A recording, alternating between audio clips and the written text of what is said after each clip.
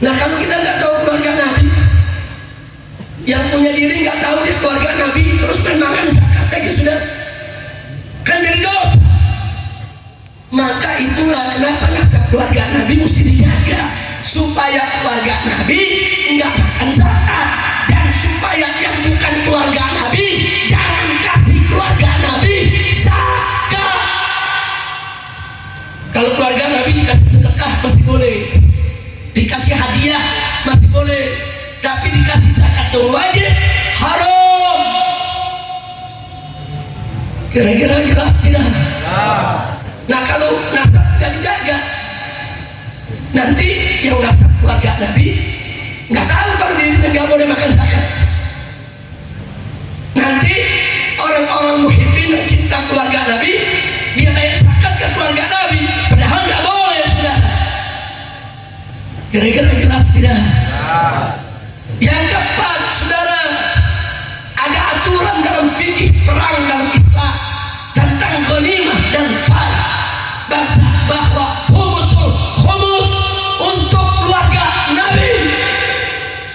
Dulu zaman Nabi dijalankan, kalau ada ghanimah, ada fal 1/25 ya saudara, itu diberikan untuk keluarga Nabi. Mau perempuan, mau laki, mau tua, mau muda, mau yang ikut perang, tak ikut perang, mereka dapat bagian dari situ saudara. Di zaman Sayyidina Abu Bakar Siddiq dijalankan, di zaman Sayyidina Umar dijalankan, di zaman Sayyidina Utsman dijalankan, di zaman Ali bin Abi Thalib dijalankan, bahkan di zaman Bani Umayyah dan Bani Abbasiyah khumus masih dijalankan sudah. 1/25 dari pembahasan perang itu haknya keluarga Nabi sudah. Nah bagaimana syariat ini bisa kita jalankan kalau kita nggak tahu mana yang keluarga Nabi, siapa aja tuh yang keluarga Nabi? Makanya mesti dijaga. Cara jaganya catat nasab mereka. Kira-kira jelas tidak? Nah kalau saya mau teruskan masih banyak saudara.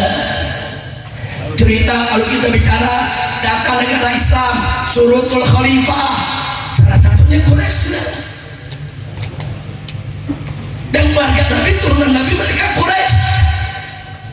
Nah saya nggak mau panjang lebar lagi, artinya terjauh. Kenapa ulama menjaga nasab Nabi dan keturunannya keluarga Nabi? Karena ada bagian hukum Islam yang berkaitan dengan mereka. Kalau ini nggak dijaga, hukum ini bisa hilang, nggak bisa diamalkan sudah. Jadi pencatatan nasab keluarga Nabi bukan untuk sombong, haram.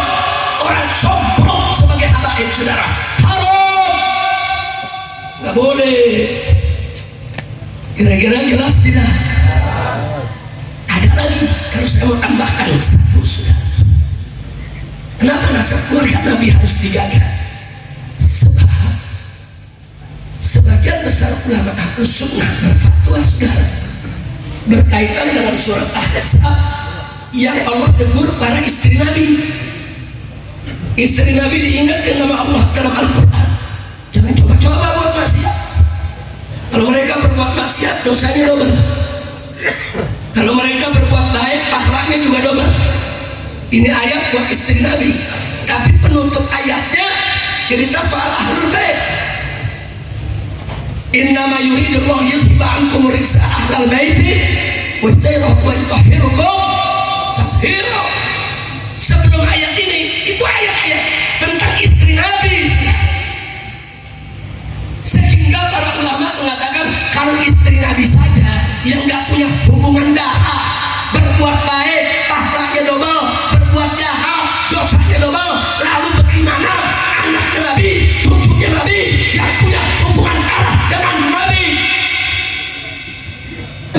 Makanya habaib perlu tahu nasabnya. Nah kalau dia udah tahu, hati-hati. Yang dia berbuat dosa itu double dibandingkan yang bukan habaib. Yang bukan habaib berbuat dosanya satu. Yang habaib berbuat dosanya double, dua sudah. Kenapa? Satu, untuk dosa maksiat yang dilakukan.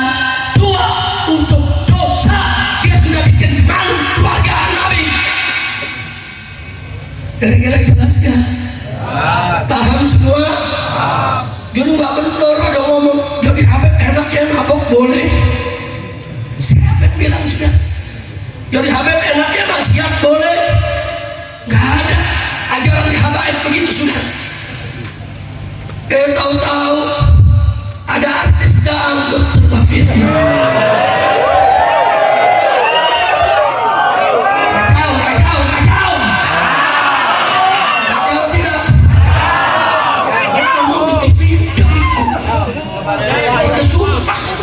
Lalu Allah apa dia bilang bahwa doktrin Ba'alwi sesat. Roma kelapa. Karena ada doktrin bahwa Ba'alwi kalau bikin maksiat boleh, nggak dosa. Dusta kau, bohong. Kalau ada oknum Ba'alwi yang berbuat maksiat, bukan berarti semua habaib jelek, saudara. Betul, betul. Saya mau tanya, kalau ada orang Sukabumi jadi pencuri, apa berarti semua orang Sukabumi itu pencuri? Sukabumi, saudara, punya tata krama, punya etika, punya ajaran, baik agama maupun ada. Pencurian itu sifat jelek, saudara. Betul? Begitu juga kalau ada orang Jawa, saudara, terus dia berjudi, apa boleh kita bilang semua orang Jawa itu penjudi? Ayo jawab yang Bapak, boleh tidak? Boleh tidak? Habib itu bukan malaikat. Mereka manusia seperti kita, sudah. Mereka punya hawa nafsu. Kalau dari kecil mereka dididik dengan baik, diisi dengan ilmu, jadi orang alim, jadi orang takwa, kedudukan masalah kuliah, sudah. Tapi ada juga Habib yang dari kecil nggak dididik, sudah. Nggak tahu agama, begitu besar dia berjudi, dia berzina, dia buat maksiat. Kalau itu terjadi kepada oknum Ba'alwi, bukan berarti semua habaib jelek. Betul? Betul? Saya bertanya, habaib yang bagus banyak tidak? Yang soleh banyak tidak? Yang jadi ulama banyak tidak? Yang jadi wali banyak tidak? Takbir! Sallu ala Nabi. Makanya saya kaget, ada artis dangdut tahu-tahu jadi ahli NASA. Lu gimana ceritanya? Lu ngaji di mana? Di kolong gendang. Lu kata gua tuh lepah. Sallu ala Nabi. Udah lanjut. Suaranya udah habis. Udah lanjut. Lu kok jawabnya telat lu sendiri? Orang jawab yang bareng. Baik, saudara. Udah gitu nih artis dangdut jadi mufti. Dia bilang apa? Mufti membatalkan nasab Ba'alwi. Luar biasa. Ente nggak ngerti nasab, jangan bicara nasab. Lu cari senar gitar lu yang hilang. Betul, betul. Tapi kesian juga, udah tua, kita doain biar dapat hidayah. Jangan sampai dia su'ul khatimah. Na'udzubillah min. Saya heran kenapa ini orang berubah. Ternyata bergurunya ada Imad bin Sarman. Lo tahu Imad gak? Tahu gak? Kenal di mana lo? Lo kalau semuanya kenal gue curiga, murid Imad kali lo. Lanjut. Imad bin Sarman mau protes nasab Ba'alwi, nasab dirinya aja nggak jelas. Lo bisa buktikan, sudah. Dia ngomong kemana-mana namanya Imad bin Uthman.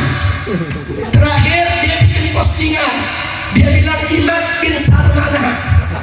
Terakhir kita dapat dokumen saat dia sekolah